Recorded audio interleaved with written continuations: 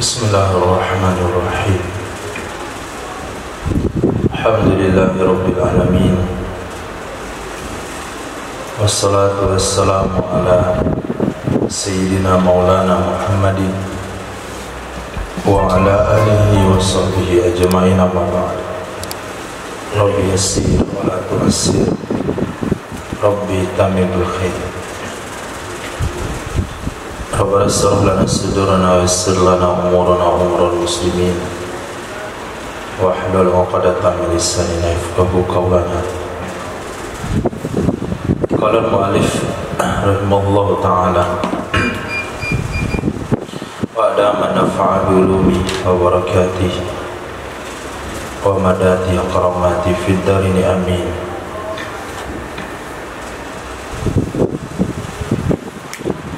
Walau halakal mabi'u 'indal mustari ka'an matal 'abdu aw talifas sawabu aw talifas sawbu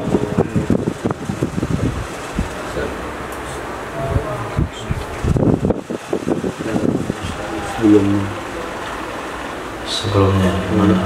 Walahu ayyul mustari walahu ailil mustari ma'a hadha syarti ar-raddu bi'aibin hadasa qabla qabdi linsirafi syarti ila ma kana mawjudan indal aqdi. Boleh bagi mustari, walahu boleh baginya, artinya pembeli, beserta ini syarat. Syarat yang dimaksudkan adalah syarat yang diberikan oleh penjual.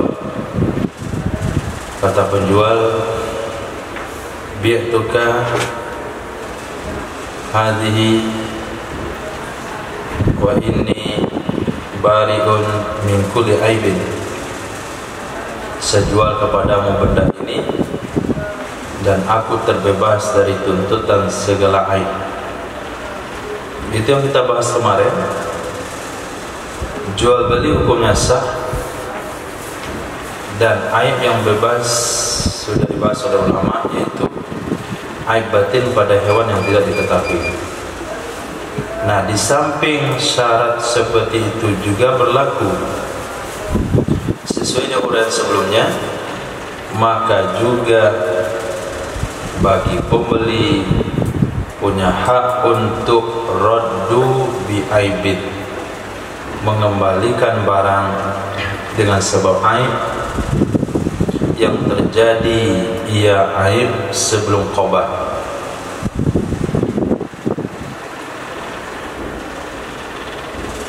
Karena berpalingnya syarat atau terpalingnya syarat kepada sesuatu yang ada ia sesuatu itu ditemukan ketika akad. Jadi kata-kata penjual, saya terlepas dari seluruh aib, maka kata-kata seluruh aib itu terpaling tertuju kepada aib yang ada ketika akad. Maka aib yang ada setelah akad sebelum dikobat itu tidak masuk ke dalam kategori aib yang dikatakan oleh penjual. Maka si pembeli masih punya hak mengembalikan barang kalau ditemukan aib yang aib itu ada setelah akad sebelum qobat.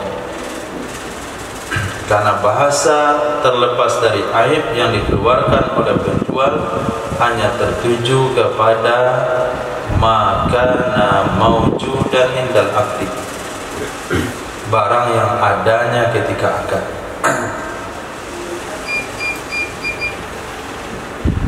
Walau syaratal bara'ata amma yahdutsu minal aibi qabla al-qabdi lam yasihha syartu fil asahi.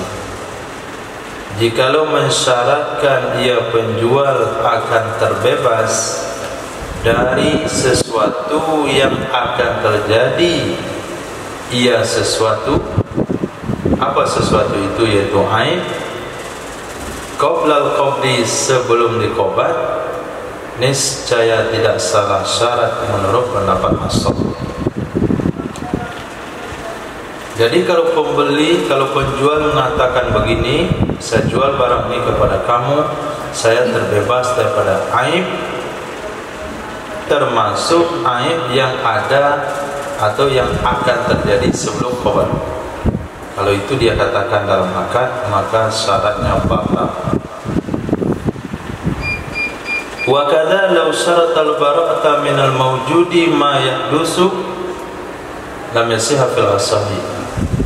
Begitu juga jikalau mensyaratkan ia si penjual akan terbebas dari aib yang sudah ada.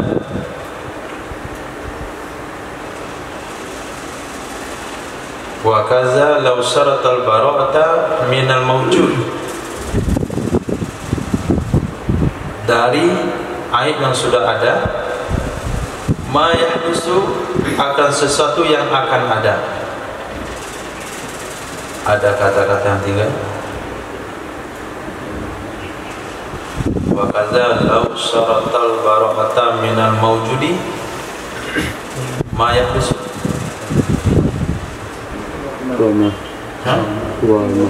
Wama. Nah, berarti kan ada yang tinggal, berarti waw tinggal.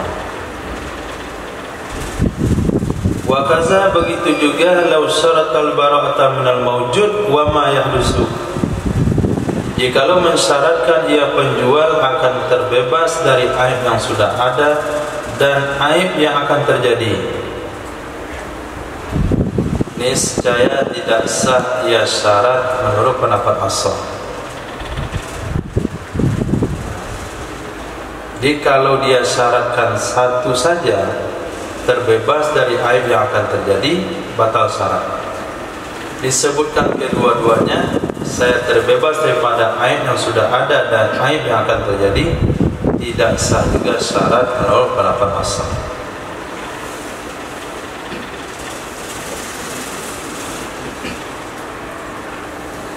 Walau syaratal bara'ata. Nah, tinggal lagi tanya. Walau syaratal bara'ata min aibin ayyanahu, jikalau mensyaratkan ia penjual akan terbebas dari aib yang menentukan ia si penjual akannya aib, niscaya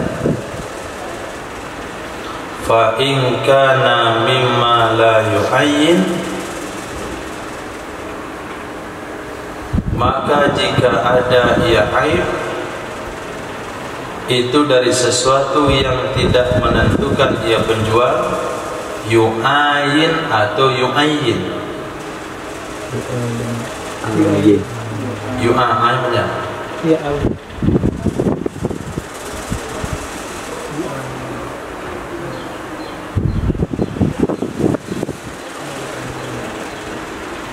Tadi ayyana, aibin, ayyana. Kenapa dia berpindah dari satu bab ke bab lain?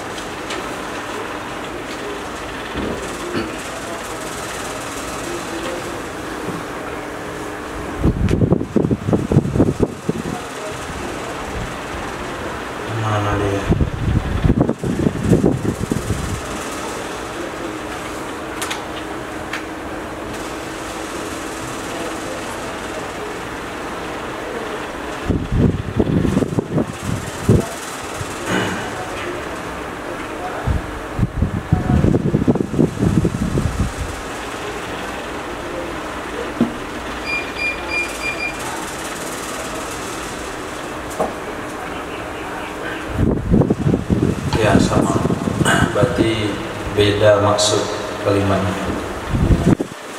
Fa'ingkana maka jika ada ia aib mimma itu dari perkara dari sesuatu la yu'ayanu yang tidak bisa disaksikan akan ia aib atau akan ia sesuatu seperti zina atau mencuri atau kabur,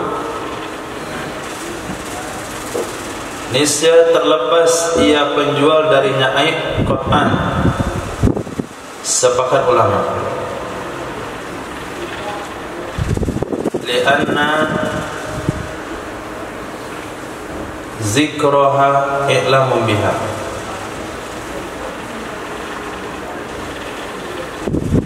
karena sesungguhnya menyebutkannya aib itu sama dengan memberitahu dengannya. Wa in kana mimma yu'ayanu, dan jika ada ia aib itu di antara sesuatu yang bisa dilihat, bisa disaksikan seperti sofa, fa in arahu qadrahu wa mawdi'ahu, maka jika memperlihatkan ia penjual akannya sofa, maka jika memperlihatkan ia penjual akannya pembeli akan kadarnya sofa dan tempatnya sofa, niscaya terlepas ia penjual darinya aib qat'an. Wa ila jika tidak,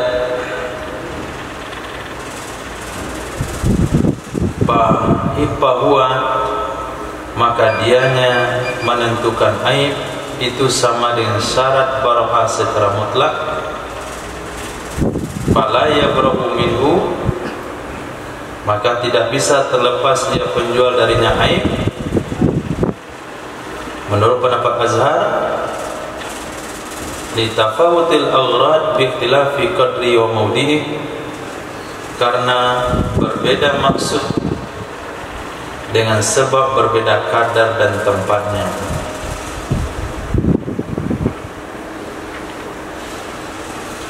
Jadi ketika penjual mensyaratkan kepada pembeli, saya jual barang ini kepada kamu, tapi dengan syarat saya tidak mau dituntut dengan aib dari barang ini. Aibnya adalah ini. Dia tentukan aibnya. Apakah ketika pembeli merasa menyesal boleh mengembalikan barang tersebut, atau si penjual sudah bebas dari tuntutan? Tergantung, kata musannaf. Kalau aib itu termasuk sesuatu yang tidak bisa dilihat, tidak kasat mata, seperti zina, mencuri, kabur, maka penjual bisa bebas dari aib tersebut, karena menyebutnya aib sama dengan memberitahu. Saya jual kepada kamu budak ini dan saya bebas dari aib mencurinya, saya bebas dari aib penzinanya budak, atau suka kaburnya budak. Penjual sudah ngomong begitu, dan dia tidak mau dituntut kalau budak dikabur. Dia tidak mau disalahkan kalau sekiranya budak ini mencuri, tapi pembeli tetap membeli juga. Ternyata betul budak itu pencuri, budak itu penzina, maka jual beli tidak bisa dibatalkan. Pembeli sudah bebas dari tuntutan karena dia sudah kasih tahu. Nah, pembeli tidak bisa beralasan, saya kira dia mencuri enggak separah itu maka saya beli. Ternyata mencurinya parah sekali. Nah, tidak ada alasan. Tapi kalau aib yang disebutkan itu adalah aib yang kasat mata, contohnya sopak, dan penjual memperlihatkan kepada pembeli kadar sopak tempatnya sopak. Kata penjual, sopaknya ada 5 tempat. Nah, di pangkal lengan sebelah kanan itu 3 kali 6 cm. Lengkap datanya. Di pangkal lengan sebelah kiri, kemudian di bawah ketiak, kemudian di bawah punggung, yang paling besar di perutnya itu 7 kali 7 cm. Lengkap semua datanya, tempatnya, kadarnya. Dan pembeli tetap beli, maka penjual bebas dari tuntutan. Tapi kalau sekiranya penjual hanya sekedar menyebutkan, saya jual kepada kamu budak saya yang kena penyakit sopak ini agak sekian, dan dia tidak sebutkan kadar sopaknya di mana, berapa tempat, maka ketika pembeli menyesal dengan barang tersebut, dia boleh mengembalikannya, dan penjual tidak dianggap bebas dengan menyebutkan budak ini kena penyakit sopak. Kenapa? Karena berbedanya tempat bisa berbeda maksud. Nah, berbedanya tempat berbeda maksud. Kalau maksud penjual pembeli dengan budak ini sebagai karyawan toko, asal sopaknya enggak di muka sama di tangan, selesai. Nah, mau di punggung sopaknya seluas niru, biarin saja. Nah, karena yang penting adalah muka sama tangannya saja, karena dia adalah pelayan. Tapi kalau tujuan pembelian budak itu untuk dia jimat, tentu sopak bagian kaki atau bagian tempat-tempat yang enggak penting kan enggak ada masalah. Jadi berbeda tempat sopak, berbeda kadar sopak, ini akan menyebabkan maksud yang berbeda. Khair.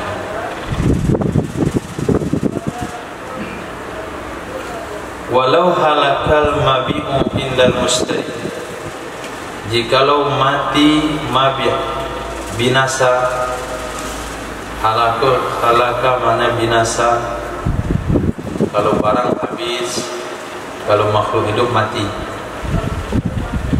Supaya tergabung keduanya, makhluk hidup sama benda mati, maka Imam Nawawi menggunakan bahasa halaka.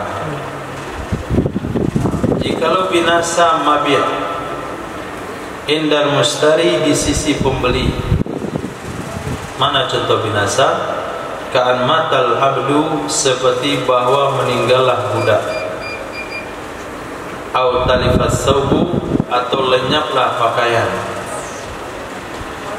Au ubilat ta'amu, atau telah dimakan akan makanan.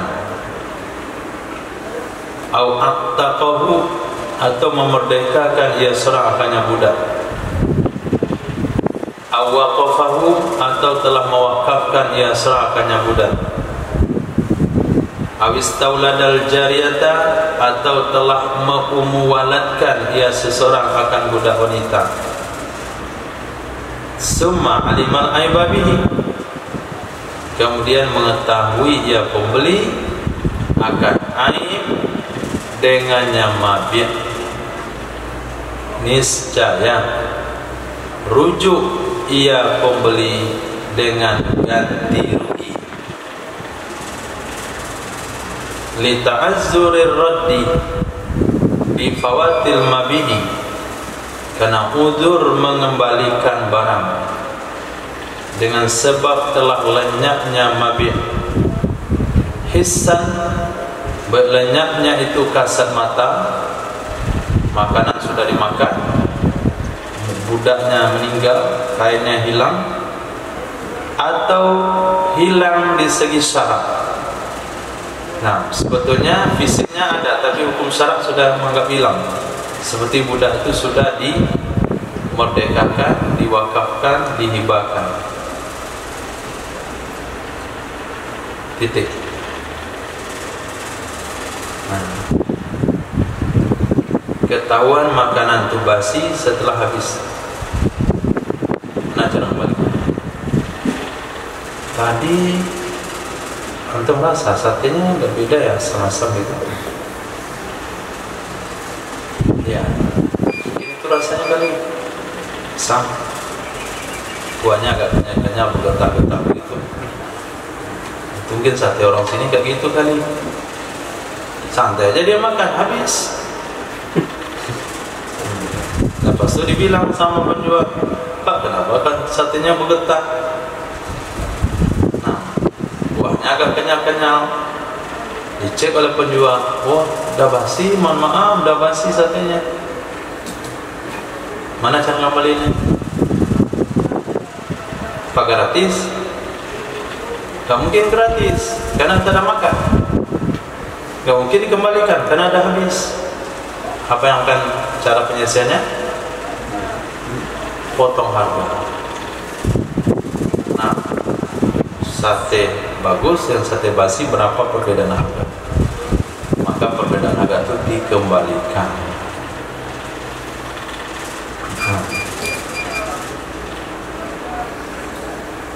Nah, begitu juga dalam masalah budak dan sebagainya. Walau istara bisabtil intaki wa aqtaqa, jikalau mensyaratkan ia penjual dengan syarat dimerdekakan. Walau istara, jikalau membeli ia seseorang dengan syarat dimerdekakan. Wa aqtaqa, dan telah memerdekakan ia seseorang. Awistara mayatiku alih, atau membeli ia seseorang akan orang-orang yang merdeka ia orang di atasnya seseorang. Seperti bapak membeli anaknya.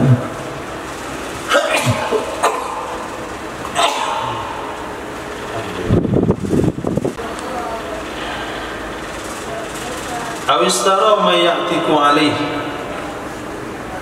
atau membeli ia seseorang akan orang-orang atau budak-budak yang merdeka di atasnya. Usul membeli furuk, furuk membeli usul. Summa aliman aiba, kemudian mengetahui ia serahkan aib.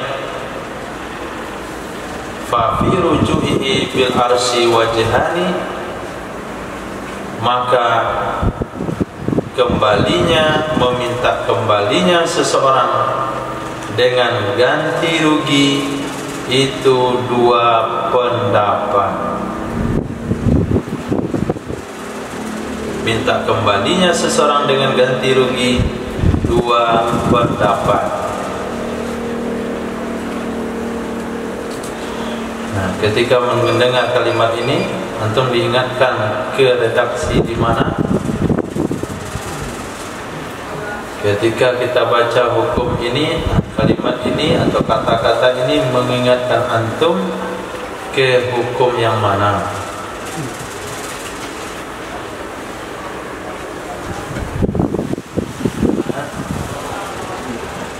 Nggak ada?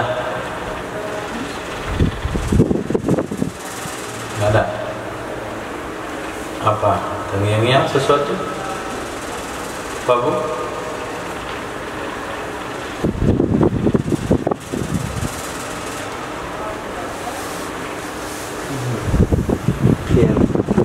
Biar apa?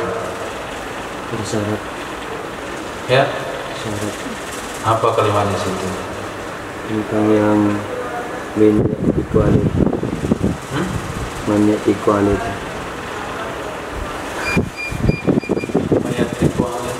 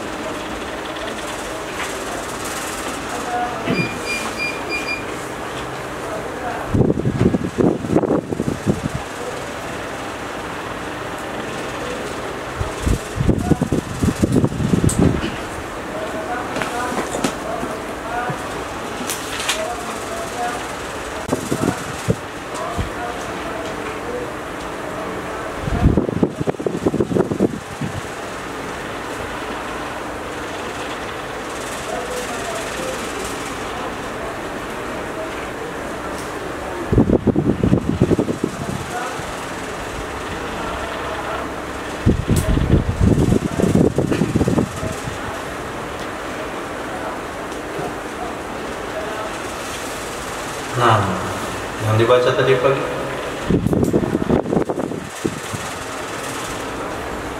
Far'un? Ada kita.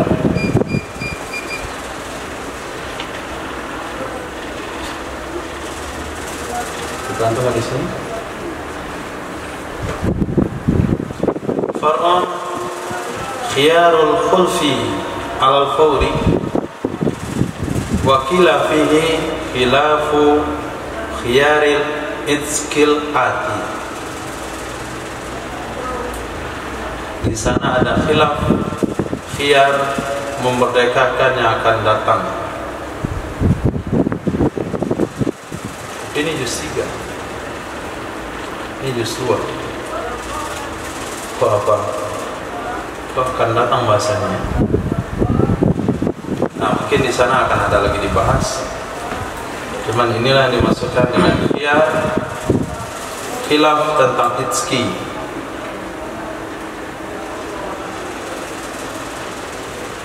Jadi ketika seseorang membeli sesuatu dengan syarat memerdekakan, saya jual budak ini ke antum dengan syarat dimerdekakan, ya. Kata orang itu, saya beli dengan syarat tersebut. Setelah dia beli, langsung dimerdekakan. Atau dia beli budak yang memang harus merdeka secara otomatis, karena dia beli adalah anaknya, bapaknya, atau cucunya, atau kakeknya.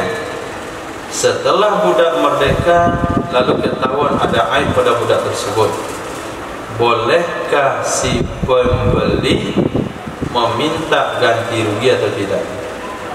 Ada dua pendapat, ada yang mengatakan boleh, ada yang mengatakan tidak. Wa huwa juz'un min thamanihi nisbatu ilaih, dan dianya artinya arsu, dan dianya arti arsu itu satu bahagian dari harganya, artinya mabih. Nisbatuhu ilaihi, perbandingannya arsu kepadanya thaman, artinya nisbatul juz'i ila thaman, perbandingan sebahagian kepada thaman. Nisbatu ma naqasal aibi minal qimah, itu perbandingan, maksudnya seperti perbandingan sesuatu yang mengurangi ia akan aib,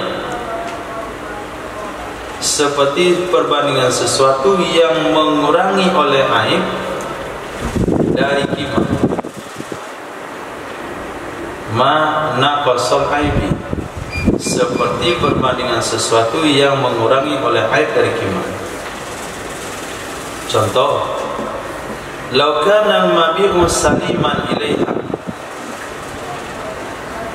jikalau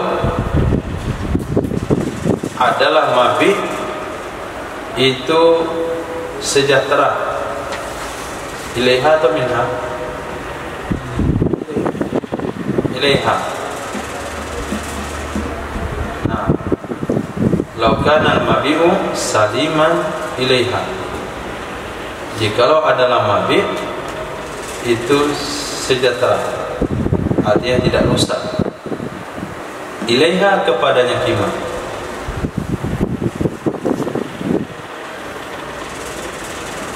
Wa taraka hadhil lafdha lil ilmi biha, meninggalkan yang musannaf akan ini lafaz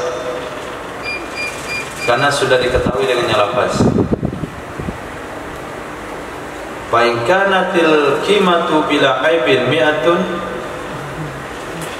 maka jika adalah harga pasaran tanpa aib itu 100, wa bil aibi isin, dan dengan adanya aib nilainya jadi 90. Fanisbatun naqsi ilaiha usruha, maka perbandingan kekurangan kepadanya qimah adalah 1/10 qimah. Fal arsu, maka kesimpulannya maka sama dengan arsu itu usrus sumun, usrus saman, 1/10 dari harga. Bainkana mi'atain, maka jika ada ya harga itu 200, roja'a bi isrina min, nisya minta kembali ya seseorang dengan 20 darinya 200. Au khamsin, atau jika adalah harga itu 50, fa bi khamsatin, maka seseorang minta kembali dengan 5.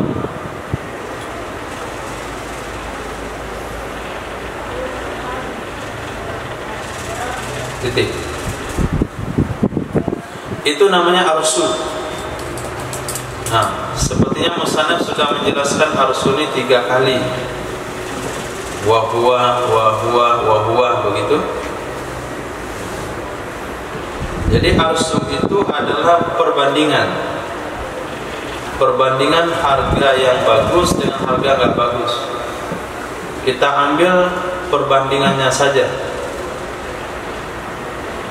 Kalau kuda ini bagus, berapa harganya?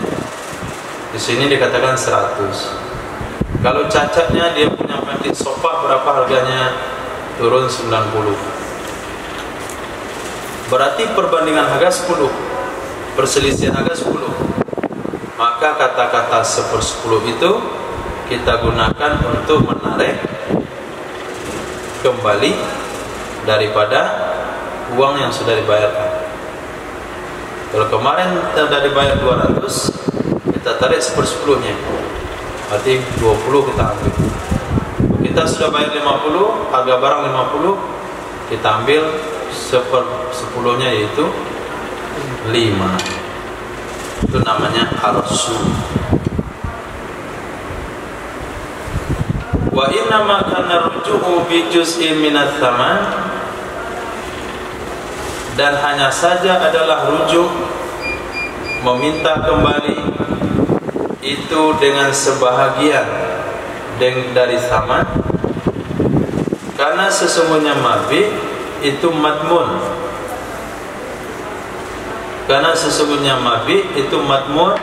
ditanggung, dijamin terhadap si baik dengan sebab saman yang diserahkan. Fayakunu juz'uhu madmunan alaih bi juz'in minas saman, maka adalah sebahagiannya mabih itu dijamin, ditanggung terhadap si penjual dengan sebahagian dari harga. Saman adalah harga yang disebut dalam harga, sedangkan qimah adalah harga pasaran. Fa in kana qabadahu,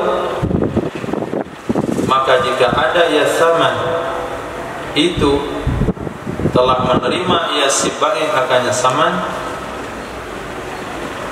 niscaya fa in kana, maka jika ada ya si baik, kembali ke baik, maka jika ada ya si baik itu telah menerima ia baik akannya saman, niscaya mengembalikan ia baik akan bahagiannya sama, sesuai dengan perselisihan harga tadi.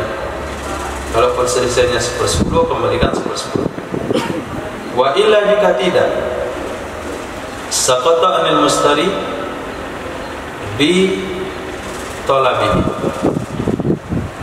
jika tidak, artinya si baik tidak menerima akannya saman, artinya uang belum dibayar, niscaya gugur ia sebahagian dari mustari dengan menuntutnya sebahagian. Wakilah, pendapat kedua, bila talabi, dengan tidak perlu dituntut.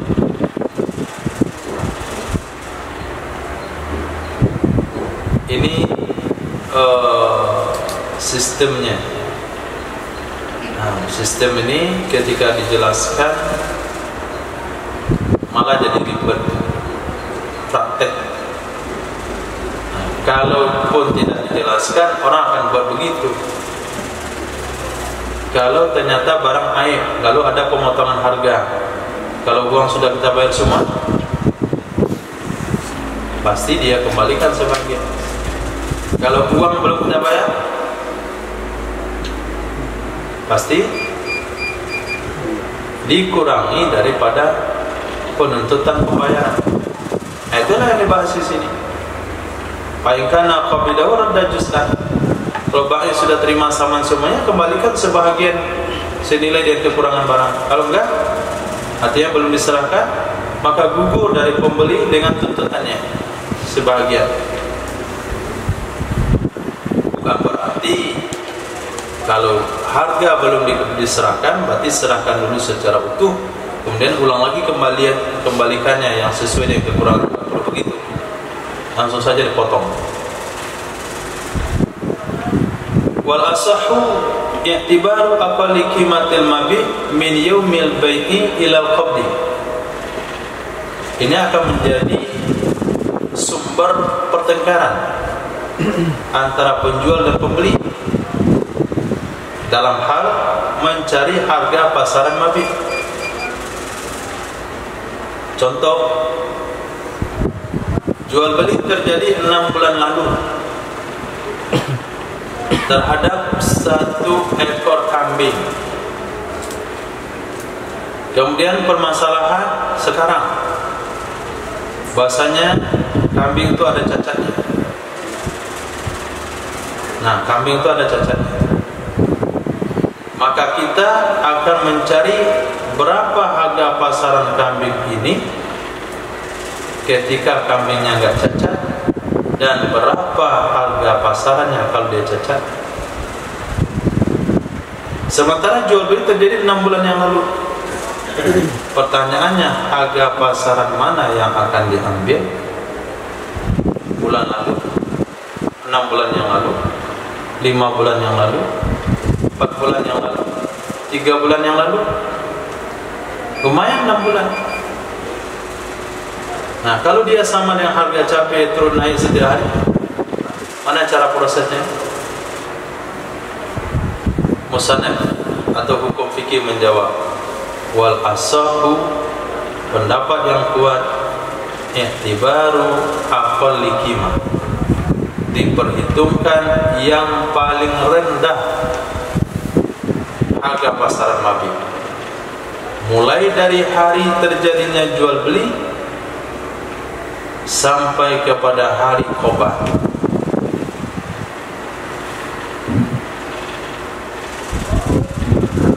Mulai daripada terjadinya jual beli sampai ke barang diterima. Cari harga pasaran yang terendah, itu yang dipakai. Ibaratul muharrari kasyarhi wa tabi'ahu fi rawdati aqallul qimatain min yaumil bai' wal qabdi. Bermula redaksi kitab Muharrar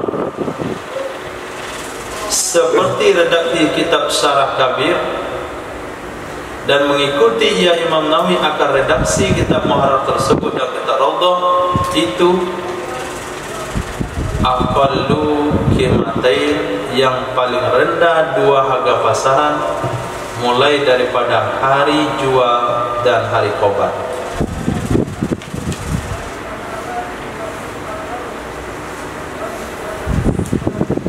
Walahu muqabilani, baginya pendapat asal itu ada 2 muqabil. Nah, pendapat asal mengatakan memperhitungkan nilai pasaran yang terendah. Bagi pendapat asal tersebut ada 2 pendapat yang berlawanan dengannya. Ahaduhuma, salah satu dari 2 muqabil asal itu adalah i'tibaru qimati yaumil bai', memperhitungkan harga pasaran pada hari terjadi jual beli. Kenapa hari terjadi jual beli? Li'annahu yaumu muqabalatis saman bil mabi', karena sesungguhnya hari terjadi jual beli adalah hari saling tukar menukar saman dan mabit. Itulah hari saling tukar menukar saman dan mabit. Wasani, menurut pendapat yang kedua, juga muqabil asal qimatu yaumil qabdi, yang diperhitungkan adalah harga pasaran hari Qobat. Kenapa pada hari Qobat? Li'annahu, karena sesungguhnya hari Qobat adalah hari masuknya mabit ke dalam tanggung jawab pembeli.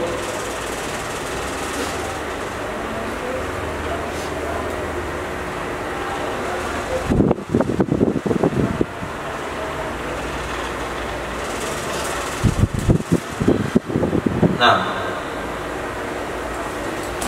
wa wajhu aqalil qimatain. Setelah Imam Jalaluddin memaparkan tiga kaul tersebut, Asah mengatakan aqalil qimah, Sani mengatakan qimatu yaumil bai', Salis mengatakan qimatu yaumil qabdi. Lalu apa alasan pendapat Asah memilih aqallul qimatain? Wa wajhu aqallil qimatain, sudut pandang logika berpikir minimal yang minimal dari dua harga tersebut adalah annal qimah in kanat yaumal bad'i aqalla, sesungguhnya harga, jika ada harga pada hari jual beli itu lebih kurang, fama zada hadasa fi milkil mustari, maka sesuatu yang bertambah itu terjadi pada milik pembeli.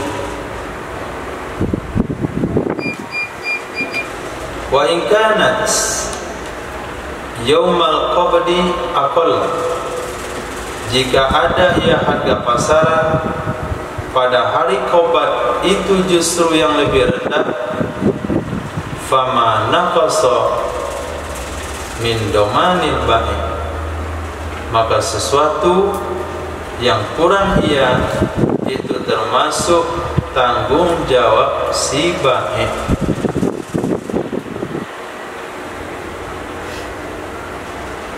Sudah bisa dipahami logikanya? Dasar pikiran pendapat pertama yang mengatakan aqallul qimatain sudah bisa pahami?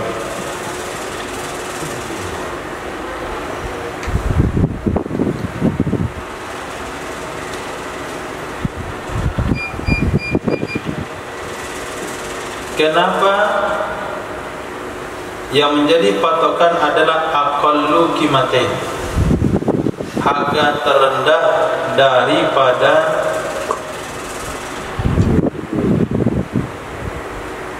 yaumul bai' dan Qobat? Kenapa itu menjadi standar? Sekarang kita cari harga ini sebagai kewajiban pembeli kepada penjual atau kewajiban penjual kepada pembeli.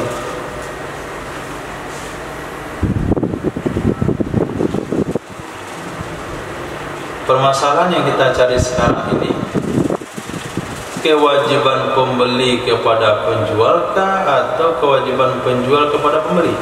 Penjual. Kewajiban penjual kepada pembeli untuk memotong harga. Nah, kata musannif, kalau sekiranya harga terendah itu adalah pada hari jual, harga terendah itu ditemukan pada hari terjadinya jual beli, berarti kekurangan harga terjadi ketika barang menjadi milik milik pembeli. Nah, kalau terjadi di milik pembeli, kekurangan harga itu terjadi di milik pembeli,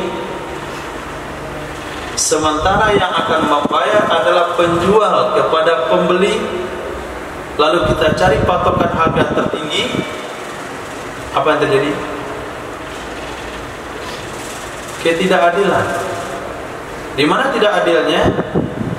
Sekarang yang mau kita bahas adalah tanggung jawab penjual kepada pembeli untuk mengembalikan sekian harga, sementara penurunan harga terjadi pada hari pembelian, dan itu kan tanggung jawabnya si pembeli.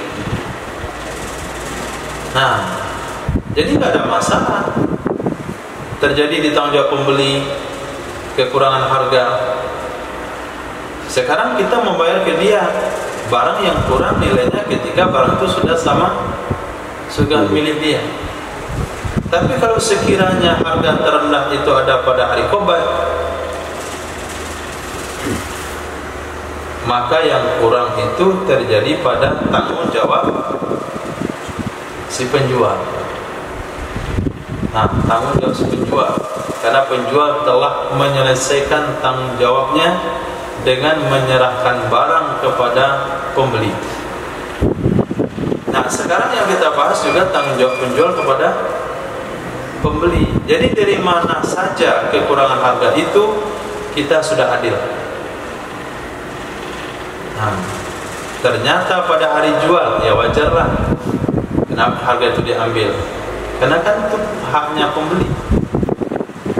Ternyata harga yang kurang adalah pada hari penyerahan, berarti kan saat itulah penjual berlepas dari tanggung jawab kepada mami. Nah, itu metode berpikirnya, alasannya. Wa hazihi aqwalu mahkiyatun fi tariqati. Ini beberapa kaul itu diceritakan dalam satu tariq.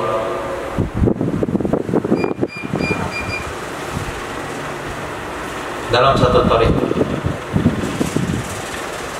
Jadi satu tariq ada 3 kaul di dalamnya.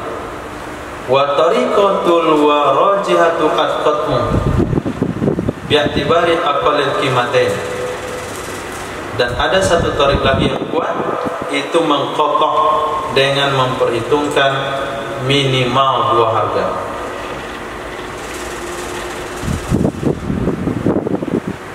Jadi murid Imam Syafi'i terbagi 2 kelompok dalam hal ini. Satu grup mengatakan Imam Syafi'i dalam menentukan harga mana yang dipakai di dalam pengembalian barang itu ada 3 kaul imam di situ. Pertama, imam katakan aqallu qimatain. Pernah juga imam bilang yaumul bai'. Pernah juga bilang imam qima yaumul khabar. Sementara kelompok murid yang satu lagi, mereka katakan salah kalian itu. Tidak pernah Imam Syafi'i berbeda pendapat dalam hal ini. Satu-satunya pendapat imam dalam hal ini yaitu memperhitungkan aqalli qimatain. Itu disebut dengan tariq. Tariq yang mengatakan satu pendapat disebut tariq qatiyah. Tariq yang mengatakan lebih pada satu pendapat disebut dengan tariq khilaf. Nah, cuman kalimat tariq dalam kitab Minhaj atau kitab Mahali yang sedang kita baca, kadang menggunakan redaksi mudzakkar, kadang menggunakan redaksi muannas. Nah, tariqul awal kadang di sini tariqatul rajihah.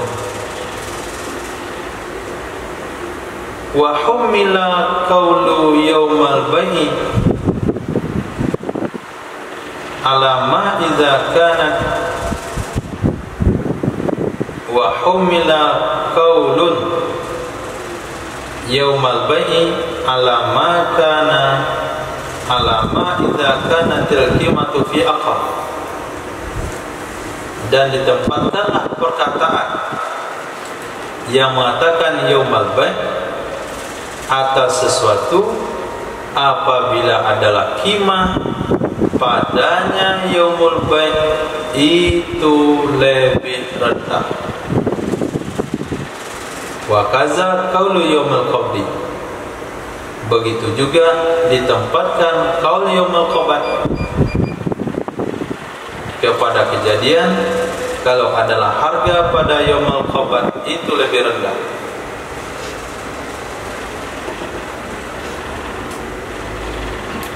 Kenapa sampai ada tarik yang hanya mengkotok satu pendapat saja, aqallul qimatain? Bukan berarti tarik ini tidak tahu pendapat kedua dan pendapat ketiga, tapi pendapat tarik yang kedua ini menempatkan pendapat yang mengatakan yaumul bai' kalau harganya murah pada hari harga pasaran murah pada yaumul bai'. Pendapat ketiga yang mengatakan yaumul qabd itu kalau harga murah pada hari qabd. Intinya kata imam itu adalah aqallu qimatain. Maka kita harus bijak menyikapi jawaban-jawaban. Kenapa? Si fulan yang bertanya, beliau jawab boleh. Pas si fulan yang bertanya, beliau jawab tidak boleh. Murid yang tanpa berfikir mengatakan guru dalam hal ini ada dua pendapat. Si fulan waktu itu bertanya, pertanyaannya sama nih. Si fulan dia jawab boleh, si fulan jawab tidak. Berarti guru ada dua pendapat di situ. Tapi murid yang lebih bijak akan mengkaji. Sebetulnya guru nggak ada dua pendapat di sana. Kalau kondisinya begini, jawabannya boleh. Kalau kondisi begini, jawabannya tidak boleh. Misal begini pertanyaannya, saya dalam kelaparan, kalau tidak mencuri saya akan mati. Bolehkah saya mencuri? Gurunya bilang boleh. Didengarlah muridnya, oh boleh. Setelahnya atau seminggu setelahnya ada lagi orang bertanya pertanyaan yang sama. Gurunya bilang tidak boleh. Apabila bisa untuk katakan itu dua pendapat di sana? Bisa disimpulkan dua pendapat? Belum tentu. Yang bertanya pertama tadi siapa? Nah, siapa yang bertanya, di mana dia tinggal? Yang bertanya tadi itu adalah Muslim. Tinggalnya di mana? Di negara orang kafir. Yang bertanya kedua Muslim. Tinggalnya di mana? Di negara orang Islam. Nah, maka orang bijak katakan boleh mencuri ketika saat lapar kalau yang dicuri harta kafir, tidak boleh mencuri kalau dicuri harta muslim. Ini satu pendapat gurunya kalau dikaji situasinya. Nah, begitu dia di sini. Ada yang polos bilang imam hanya ada tiga pendapat di situ. Ada yang bilang aqallul qimatain, ada yang bilang qimatul yaumil bai', ada yang bilang qimatul yaumil qabd. Nah, tarik yang ketiga mengatakan imam bilang waktu itu qimatu yaumil bai' karena pertanyaan yang ditanyakan kepada beliau itu harus agak terendah pada saat itu. Ada pada yaumil bai'. Imam menjawab di sini yaumul qabd karena itu hari terendahnya, harga terendahnya. Yang sebetulnya pendapat beliau ada bisa dipahami.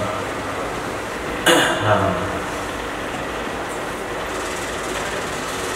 kata-kata musannaf aqallu qimah qala fi daqaiq, berkata ia Imam Sahih pengarang kitab Daqaiq, innahu sesungguhnya aswab itu lebih tepat dari perkataan Imam Muhammad.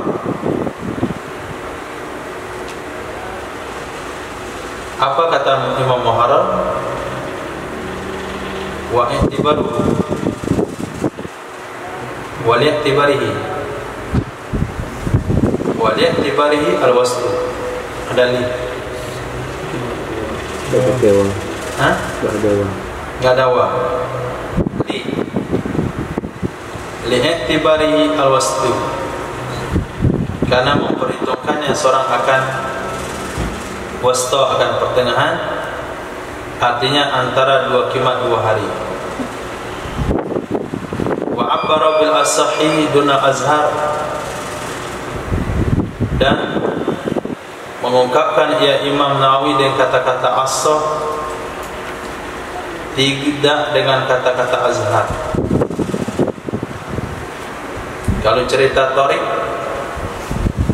berarti pendapat berasal dari murid Imam Syafi'i.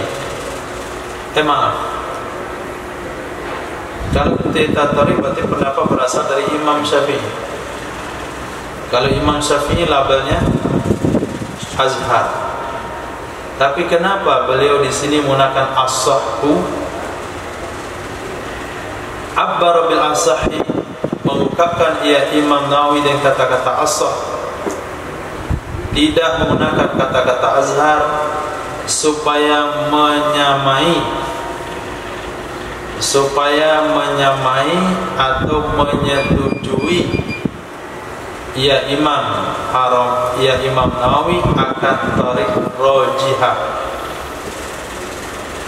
Itu menunjukkan Imam Nawawi setuju dengan thariq rajihah itu, thariq yang mengatakan hanya satu pendapat saja. Berarti Imam Nawawi tidak mengangkat khilaf thariq di sini. Wa illam yash'ar biha wa illam yus'ir biha, walaupun tidak memberitahukan ya Imam Nawawi dengannya thariq yang rajihah. Walau abbara bil mazhabi, jikalau mengungkapkan ia Imam Nawawi dengan kata-kata mazhab, sebagaimana dalam kitab Rawdah ada ia lebih aula. Kalau dikatakan tadi wal fil mazhabi i'tibaru aqalli qimah mi yaumil bai'i ila yaumil qabdi, tentu lebih tepat, karena mazhab adalah label pendapat yang dipilih dari ikhtilaf dua thariq. Titik.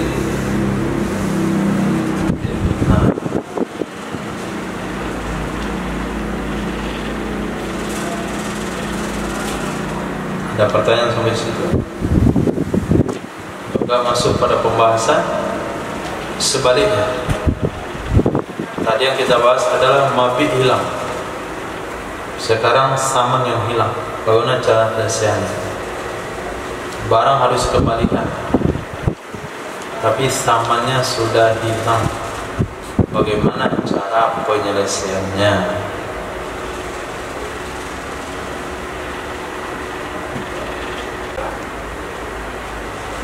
Ya,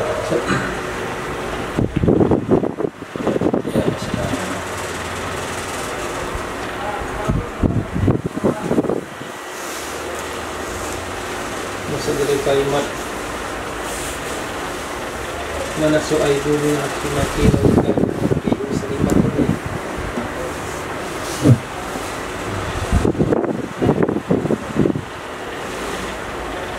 Masuk dari kalimat laukan bi'u selimat.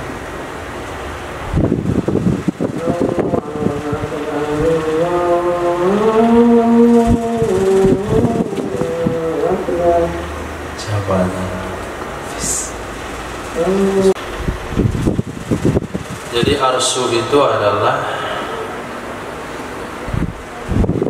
nisbah perbandingan harga yang kurang ketika barang itu cacat dengan harga mabih kalau barang itu tidak cacat. Law kana al-mabi'u saliman, ilaiha, kepadanya nisbah. Kalau mabihnya bagus, berapa harganya? Kalau mabihnya maib, berapa harganya? Perselisihan harga itu disebut dengan arsu. Nah, contoh kasusnya ada tadi, harga saliman 100, harga maiban 90. Nisbahnya atau perselisihannya 10. Nah, berarti arsu adalah 1/10 dari saman.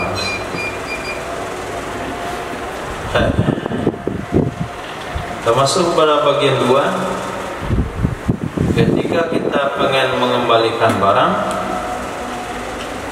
barang yang kita beli yang cacat itu ada, sehingga bisa dikembalikan. Tapi harga dari barang itu yang sudah habis. Nah, bagaimana cara penyelesaian harga yang sudah habis tersebut? Jadi habisnya harga itu tidak menghalangi untuk kembali barang, seperti yang terjadi di tengah masyarakat kita. Saya kembalikan barang saya beli kemarin ya, nggak bagus barangnya. Apa kata penjual? Nah, nggak bisa, uangnya tidak pakai. Nggak bisa begitu. Nah, ya cara penyelesaiannya. Walau talifas samanul maqbudu, jikalau lenyap harga yang telah dikobat, au kharaja anil milki, atau keluar ia harga dari status milik penjual, keluar ia harga daripada status milik, maksudnya penjual.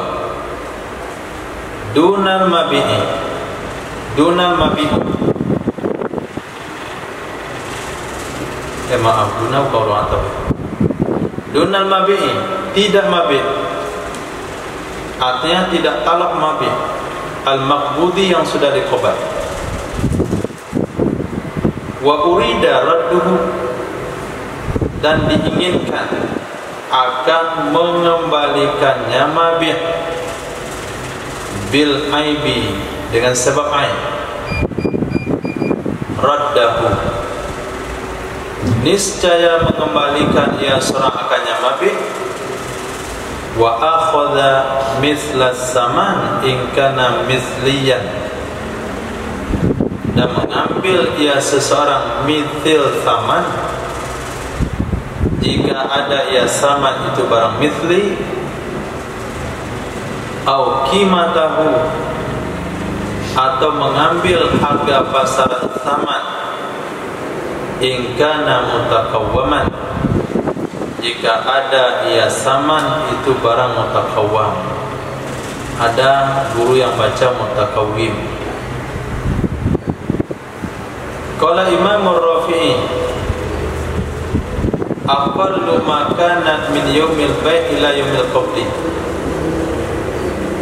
qimah yang paling rendah yang ada ya qimah mulai daripada hari dijual sampai hari dikobat. Li'annaha, karena sesungguhnya qimah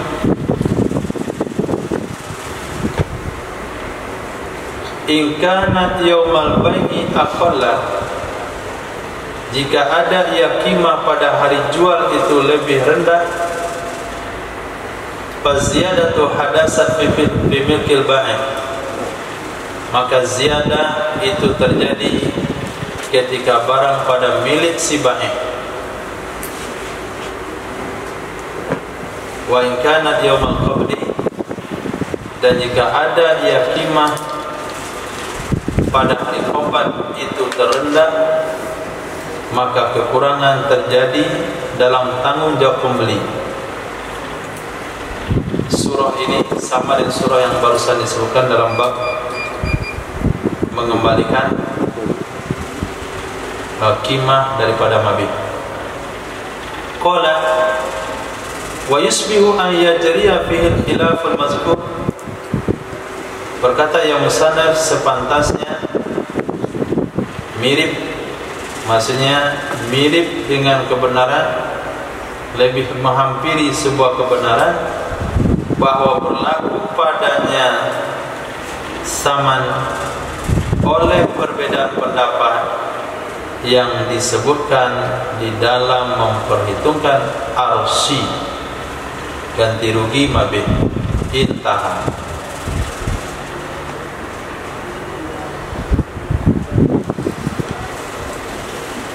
Barang misli definisinya adalah, di sini tidak ada penyebutan, yaitu barang yang dijual dengan takaran timbangan, liter atau ukuran. Itu namanya barang misli. Yang dijual pakai timbangan, yang takarannya pakai liter. Beras, jagung. Nah, kemarin kita beli kambing orang lain dengan 500 kilo beras. Kita beli kambing seseorang dengan nilai 500 kilo beras. Kambing sudah diterima, beras sudah diserahkan. Cuman setelahnya 15 hari atau 20 hari setelah jual beli, kambingnya ternyata cacat. Kita kembalikanlah kambing tersebut. Ternyata beras yang merupakan harga dari kambing sudah habis dia makan. Itu mana talifah. Atau kharaja anil milki, sudah dijual beras itu, bukan milik dia lagi. Beras masih ada tapi bukan milik dia lagi, sudah dikeluar daripada status hak milik dia. Maka kita sebagai pembeli punya hak untuk mengembalikan kambing ini karena cacat. Hanya saja kita akan minta ganti beras yang kita serahkan sebagai harga, yaitu semisil dengan beras yang kita punya, yaitu 500 kilo beras dengan beras yang sama. Itu disebut barang mithli. Tapi kalau sekiranya kita beli kambing itu kemarin dengan sepeda motor, dan sepeda motor itu sudah dia wakafkan, sudah dia hibahkan, sudah dia jual, sudah dia buka dan dia ditimbang besinya, atau sudah dirobah menjadi gerobak misalnya, lalu kita bagaimana cara meminta kembali? Sebetulnya itu nggak ada lagi, karena sepeda motor adalah barang mutakawam atau mutakawim. Dia tidak ditimbang menjualnya, tidak ditakar menjualnya, maka bayarnya pakai qimah, harga pasaran sepeda motor itu. Harga pasaran mana yang dipakai? Harga pasaran yang paling rendah dari hari jual sampai hari qobat. Aturan yang sama yang ada pada mencari harga pasaran ketika pembeli harus mengganti rugi kepada, meminta ganti rugi kepada penjual. Nah,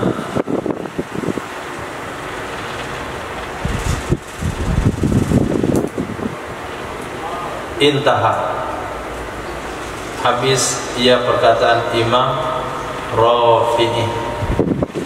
Nah, setiap ada kalimat qala Imam fulan, maka Imam Jalaluddin atau musannaf mana saja itu akan mengakhiri dengan kalimat intaha atau menunjukkan perkataannya sampai di situ. Wa asqata hadzal akhirah, ini sudah kembali kepada redaksi Imam Jalaluddin Mahalli, menggugurkan ya Imam Nawawi akan ini bagian akhir di dalam kitab Raudhah beserta tahlilnya. Wa fihi, di dalam kitab Raudhah tersebut ada isyarat kepada aqallal qimah guna. Nah, seminimal harga di sini la yunafi, itu tidak bertentangan ia akan aqalla qimatil yaumain gunakan, sekurang-kurang harga, serendah-rendah harga dari 2 hari di sana. Wa yakunul muradu hunaka, dan adalah maksud di sana ma idza lam tangkusul qimah bainal yaumain, kejadian apabila tidak berkuranglah harga di antara 2 hari an qimatihima, dari harga pasaran keduanya, bi ansawa qimatu ahadihima, dengan sama harga salah satu keduanya, hari jual dan hari qobat harganya ternyata sama, au zadat ala qimatihima, atau lebih ia harga atas harga keduanya, harga pasaran yaumal bai' dan yaumal qobat. Fa inna qasadnil qimatain, maka jika kurang ia harga pasaran dari 2 harga tersebut, fal ibratu biha, maka yang diperhitungkan adalah dengannya harga pasaran yang kurang, sebagaimana yang telah terdahulu dari musannaf. Yang pada intinya kembali kepada aqallu qimatil yaumain. Kalau Anda baca kitab Imam Nawawi, dalam kitab Rodo, Imam Rafi'i, dan Muharrar, dan Syarah apa saja, yang perkataan beliau mengatakan yaumil qimati yaumil bai', itu menunjukkan harganya sama berarti. Qimatul yaumil bai' dan qimatul yaumil qobat harganya sama, sehingga beliau ambil satu. Atau dikatakan qimatul yaumil qobat berarti harganya sama.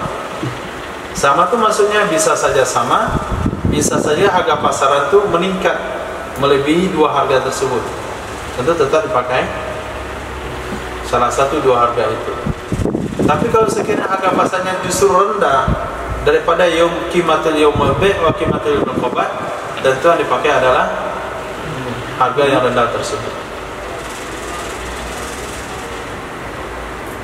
Titik.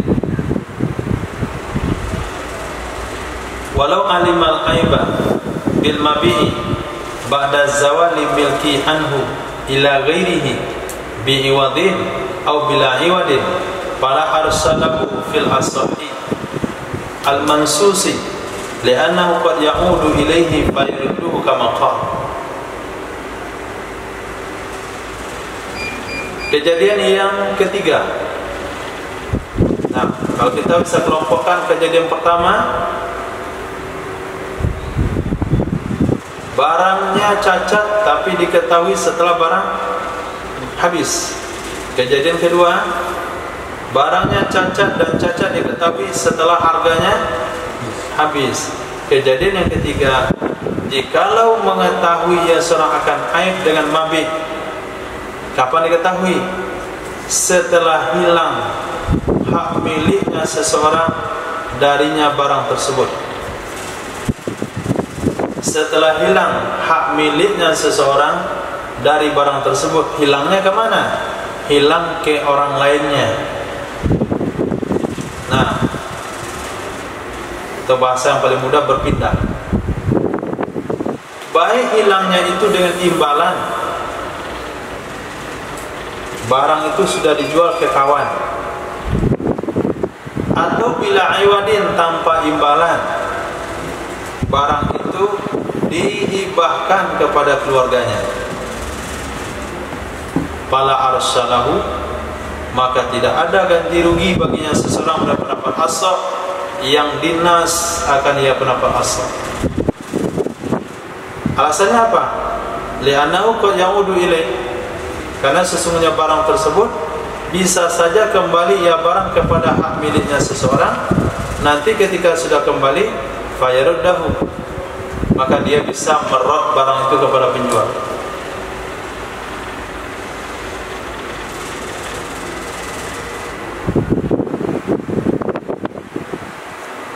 Kita beli satu sepeda motor, Setelah kita beli, kita cek, bagus, alhamdulillah, nggak ada kekurangan berarti. Setelah itu sepeda motor ini kita hibahkan ke kawan, atau kita jual ke kawan. Nah, setelah sepeda motor pindah menjadi hak kawan, baru kita tahu sepeda motor itu ada barang tiruan di sana. Ternyata rakitan. Itu kan aib. Barangnya barang rakitan. Jadi nomor-nomor mesinnya itu enggak sama, campuran. Kita tahu setelah barang tiba di tangan orang, boleh kita kembalikan kepada penjual awal? Jawabannya tidak boleh. Nah, jawabannya tidak boleh. Kenapa tidak boleh? Alasan musannaf adalah bisa saja satu saat nanti barang itu kembali ke kamu, saat itulah kamu boleh kembalikan. Betul. Nah, kawan itu menemukan aib tersebut, datang dia ke rumah, ini sepeda motor kamu saya kembaliin, kamu jual kepada saya barang bodong. Nah, ini kalau ditangkap polisi masalah. Ini lebih parah pada nggak bayar pajak. Nggak bayar pajak aja nggak bisa isi bensin, apalagi bodong. Akhirnya barang itu kembali ke kita. Kita kembalikan uang kawan, kita ambil sepeda motor ini kita kembalikan ke penjual awal. Selagi sepeda motor itu di tangan orang, kita tidak punya hak untuk mengembalikan kepada penjual awal. Kama qala, seperti musannaf katakan, fa in adal milku ilaihi fala raddu. Maka jika kembali hak milik barang tersebut kepada dirinya, niscaya baginya boleh mengembalikan. Sawan ada ilaihi birraddi bil aibi, bersamaan kembali ia barang kepadanya seorang dengan rad, dengan sebab aib. Seperti contoh tadi, karena kawan mengetahui barang itu aib kembali ke kita, atau dengan tanpa aib. Mana contohnya tanpa aib? Seperti ikola, mengembalikan barang yang sudah dibeli tanpa ada alasan, itu artinya ikola.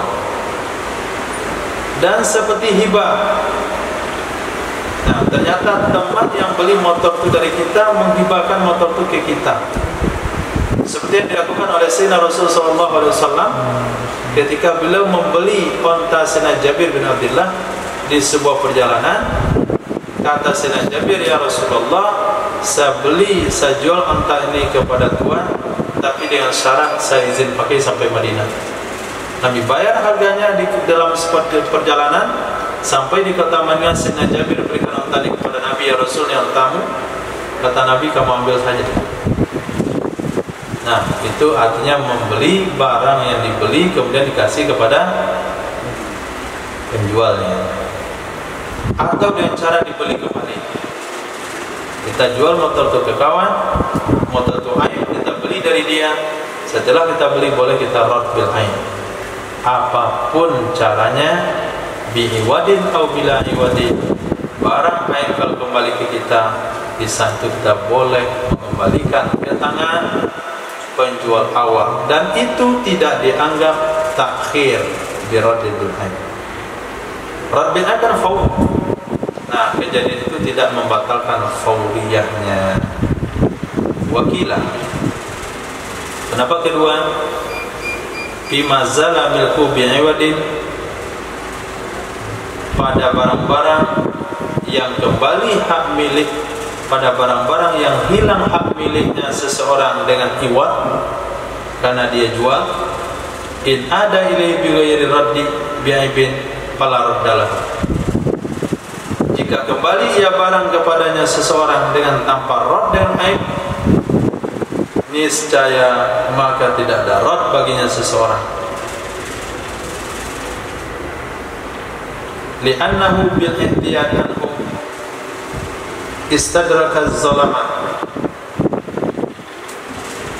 karena sesungguhnya seseorang dengan mengambil imbalan darinya barang, itu telah menutupi ia akan kerugian dan telah merugikan ia akan orang lain sebagaimana dirugikan akan dia. Wa yabtul zalikal istidrak bi khilafi ma law radda alaihi bil aibi, dan tidak batal, artinya tidak tertutup, demikian ganti rugi, dan tidak batal demikian ganti rugi dengan sebalik kejadian law radda alaihi bil aibi, jikalau dikembalikan akan ia barang di atasnya seseorang dengan sebab aib. Haza, ini pendapat kedua, mabniyun itu didasari kepada annal illata fi annal arsalahu istidrakuz zalama. Sesungguhnya alasan pada sesungguhnya ganti rugi baginya pembeli itu untuk menutupi kezaliman atau kerugian.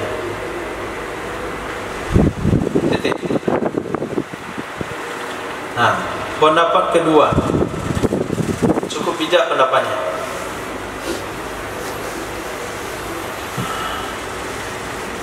Habis waktu kalau mau amalan ini, ulang itu lagi, ulang itu lagi. Nah, ganti contoh yang lain.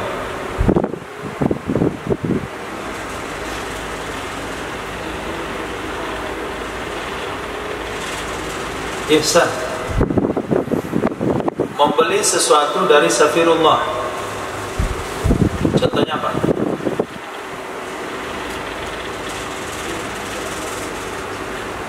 Contohnya apa? Hah? Oke, kan udah ganti. Baju. Nah, beli baju. Setelah dibeli baju, barang diterima, uang diserahkan, baju itu dijual ihsan ke Abu Bakar. Lepas itu Abu Bakar baru pakai baju itu. Dilihat oleh ihsan,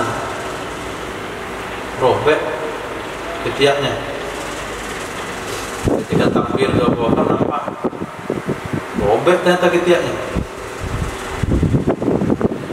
Nah, akhirnya Abu Bakar tidak tahu entah kenapa dikatakan nggak nyaman sama pakai baju itu. Saya hadiahkanlah kantung lagi. Berarti ihsan kan dapat gratis itu kan. Nah, menurut pendapat yang kuat, ihsan masih punya hak mengembalikan baju ini karena robek ke Safir. Yang penting asal baju itu kembali ke hak dia, ihsan bisa kembalikan. Pendapat kedua katakan tidak. Kenapa tidak? Nah, kalau baju kembali ke ihsan gratis, nah, maka dia nggak boleh minta ganti rugi. Karena ruginya ihsan gara-gara Safir itu sudah tertutupi dengan dia dapat baju gratis. Kalau dia kembalikan kembali ke Safirullah, akhirnya dia mendapatkan uangnya kembali, maka dia untung banyak. Nah, sementara yang dia dapat baju gratis, kan dia jual kepada Abu Bakar yang harga standar kan? Berarti harga standar itu sudah mengganti uang dia dikasih ke Safir. Kemudian bajunya gratis. Berarti kezalimannya, kerugiannya sudah tertutupi. Istadrakaz zalamah, dia telah menutupi kerugian tersebut.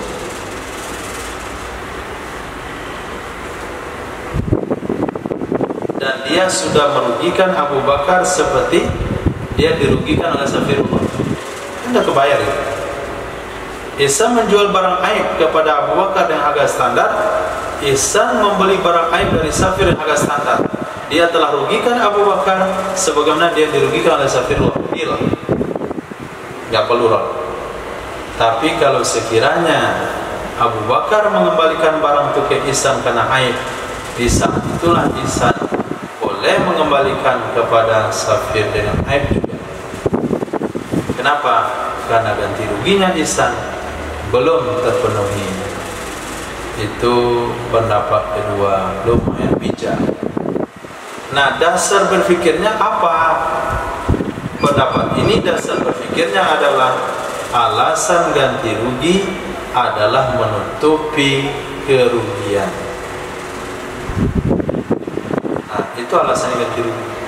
Sekarang untuk apa ihsan ganti rugi? Kalau memang baju itu kembali ke dia tanpa mengeluarkan biaya. Nah, wasahihu annaha in kana audul mabih kama taqaddam. Pendapat yang kuat sesungguhnya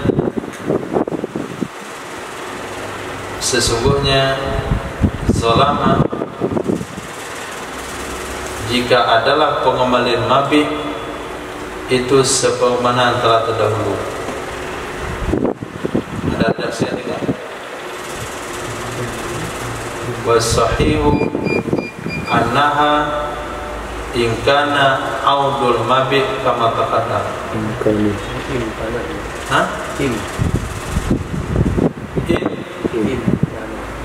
Imkani. Wasahihu coba baca. Imkanu.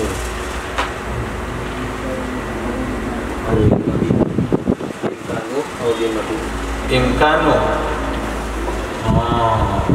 Wasahihu pendapat yang kuat karena sesungguhnya itu memungkinkan mengembalikan mabih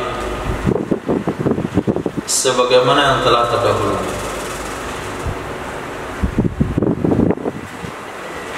Memungkinkan mengembalikan mabih sebagaimana yang telah terdahulu. Itu pendapat yang sahih. Titik.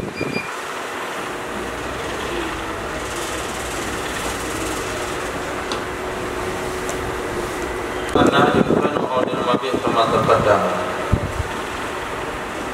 Jadi pendapat yang kuat mengatakan tidak ada dipertimbangkan, tidak ada dipermasalahkan apakah barang itu kembali kepada pembeli atau kepada penjual kedua. Barang kalau kembali kepada tangan penjual kedua dengan cara bagaimana, apa iwat atau bila iwat, maka dia boleh mengembalikan kepada penjual pertama karena hal itu sudah memungkinkan. Wallahu a'lam. Subhanallah wa bihi subhanallah wa bihamdika asyhadu an la ilaha illa anta astaghfiruka wa atubu ilaik. Subhanaka rabbil izzati amma yasifun wa salamun alal mursalin walhamdulillahi rabbil alamin.